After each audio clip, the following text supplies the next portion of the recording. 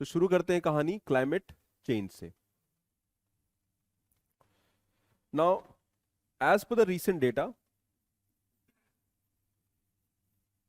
Climate change का reason क्या है? Global warming. और ग्लोबल वार्मिंग एक बहुत बड़ी प्रॉब्लम है। And as per the data 1880 से लेके 2022 तक जो हमारा क्लाइमेट राइज हुआ है, कितना हुआ है? 1.1 degree centigrade as per the data, which means from this phase, यानी if I say this phase is pre industrial phase, pre industrial phase से हमारे जो global, okay, so this is the warming of the earth climate.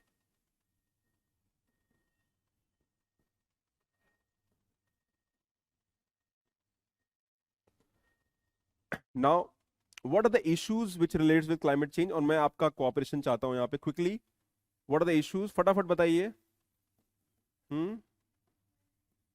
हाँ, okay, सो extreme weather events, extreme weather events, okay, जैसा आपने example दिया, flood, melting of glaciers, और क्या हो सकते हैं? ओके, फ्लड्स, और एनवायरमेंटल पोल्यूशन। क्लाइमेट चेंज से पोल्यूशन कैसे होगा? हम्म हम्म ठीक है। Impact on flora and fauna. Flora and fauna मतलब द एनवायरमेंटल एस्पेक्ट, ठीक है, flora and fauna. Then rise in temperature, rise in temperature से और भी प्रॉब्लम्स होंगे। This will lead to rise in sea level. और क्या हो सकते हैं quickly? There is a concept of climate refugees. It, ठीक है, तो क्लाइमेट रेफ्यूजीज का नंबर बढ़ेगा। Climate refugees, okay, so it is called internally displaced people, internally displaced people। भाई क्लाइमेट की वजह से जो लोग इंपैक्ट होते हैं, and this is as per it is expected to be 12% by 2050, यानी 2050 तक 12% ऑफ द पॉपुलेशन ये क्लाइमेट रिफ्यूजी बन जाएंगे। They have to leave their original habitat and they have to move to new area. आप सोचिए कि अगले 30 सालों के अंदर वर्ल्ड की 12% पॉपुलेशन अपने ओरिजिनल प्लेस को छोड़ के कहीं और चले जाएंगे, because they can't survive in that climate. So that will be internally displaced people in terms of the climate. और ये मेनली कहां पर देखने को मिलेगा? सब सहारन अफ्रीकन, एशिया, साउथ एशिया पे भी इंपैक्ट इसका पड़ेगा, एंड साउथ अमेरिका। अगर आप देखेंगे, so these are the countries जहां पर एवरेज क्लाइमेट या टेम्परेचर ज्यादा है, right? So we are going to see this, these problems more. The second is agricultural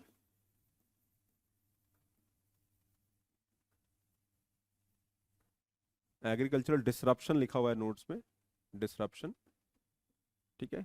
इसका इंपैक्ट किस फॉर्म में रहेगा? Change in climate, change in crop cycle, okay, crop failures will be more prominent, okay, this will potentially lead to drought, this will lead to drought, hunger, poverty। तो climate induce poverty होगा, right? Impact on agriculture हो सकता है, बिल्कुल सही मृदुल। और क्या हो सकता है?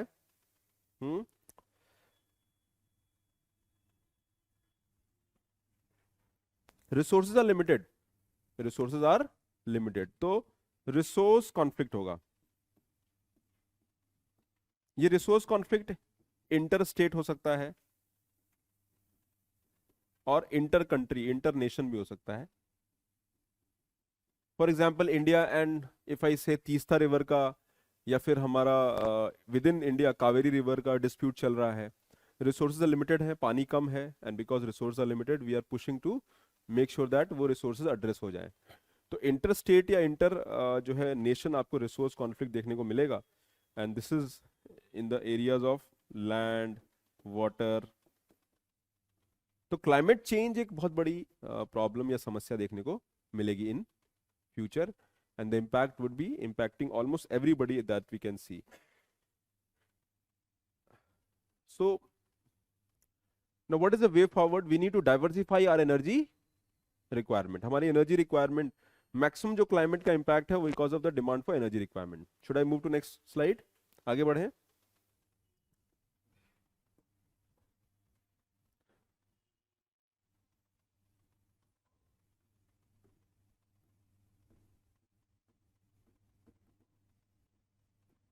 So transition to clean और renewable energy. ठीक है ना, कैसे कैसे कर सकते हैं बताइए। सोलर, विंड, राइट, जियोथर्मल, और क्या हो सकता है, बायोगैस या बायोमास। तो हमको क्लीन एनर्जी की तरफ मूव करना पड़ेगा। Okay, basically clean energy, green energy या ग्रीन एनर्जी बोल सकते हैं। Okay, so this transition is something that we should be looking at. Environmentally benign measures आपको प्रमोट करने होंगे। Promotion of public transport, promotion of public transport,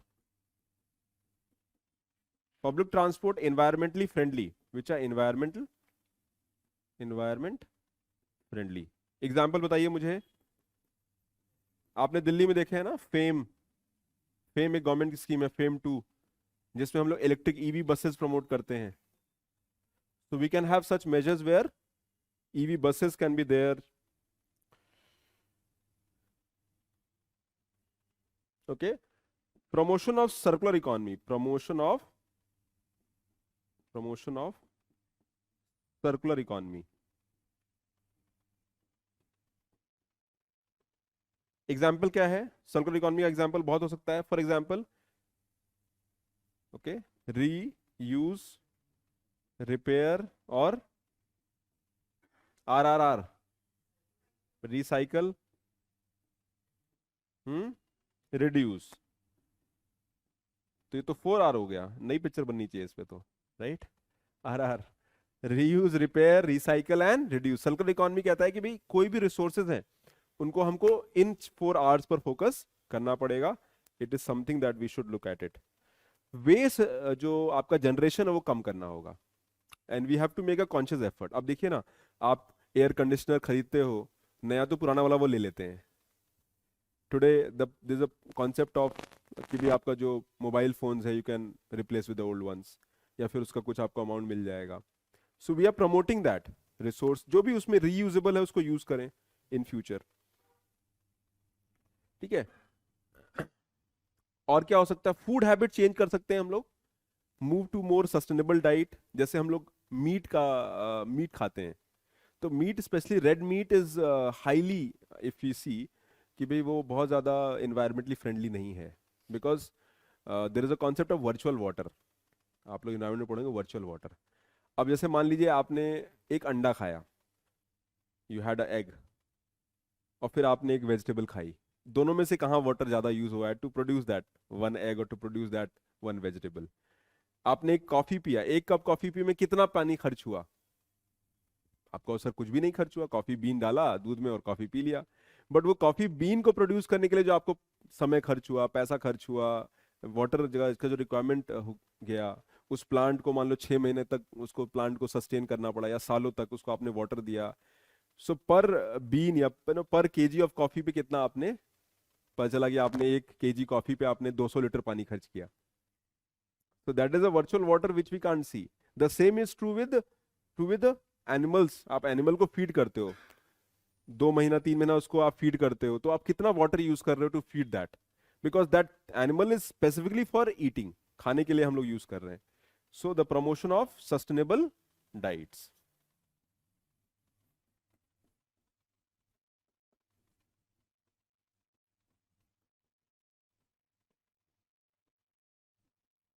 promotion of sustainable diets. For example, okay, crop based,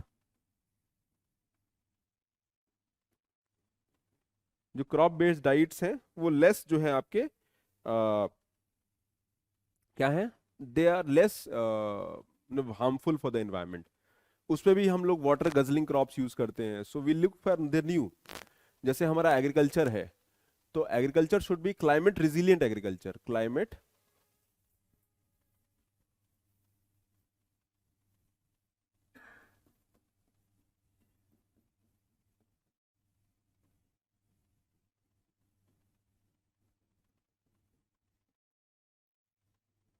अगर आपको याद हो पिछली class में मैंने ग्रीन रेवोल्यूशन 2.0 डिस्कस किया था, याद है? और वही है precision farming, precision agriculture, promotion of bio, जो है आपके बायो कंपोस्टिंग, वर्मी कंपोस्टिंग, या फिर कह लीजिए, तो ये हमें अप्रोच अप्रोच फॉलो करना पड़ेगा। ओके और क्या कर सकते हैं? Just look around and think what else we can do to reduce the impact of environment, impact on environment due to are the energy intensive lifestyle. सोचो, का डिपेंडेंस कम करना, तो पहला ही पॉइंट लिखा है, transition to clean and energy and green energy. Biofuel भी यहीं आ जाएगा, बायोमास के अंदर आएगा बायोफ्यूल, बायोडीजल, ठीक है। और वो तो फिर सस्टेनेबल डाइट में आ जाएगा, ठीक है ना, वीगन प्रोडक्ट।